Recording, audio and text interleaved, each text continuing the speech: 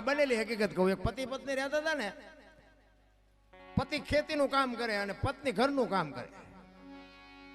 એટલે બેન રસોઈ બનાવતી હતી, એમાં એક પાપડનું પડીકું હતું. પાપડનું પડીકું રોજ આડું આવતું. એને એમ થયું કે આ શેકી નાખું, હું મારો ઘરવાળો બે ખાઈશું. આ રોજ આડું આવે, શેકી નાખ્યું, રસોઈ બનાવી. અને ઓલો આવ્યો ખેતરથી, હાથ પગ ધોઈને જમવા બેઠો. એટલે બેને બધું જે રસોઈ બનાવી હતી બધું પીરસ્યું ને પાપડ મૂક્યા. હવે જો ઓલો સાનો માનો ખાઈ લેતો તો વાંધો નહીં, પણ એને જ વંટોળિયો ઊભો કર્યો. એની વહુને કે આ પાપડ તું ભાંગી દે. તો એની વહુ કે પાપડ કે ભગવાને તમને હાથ નથી આપ્યા?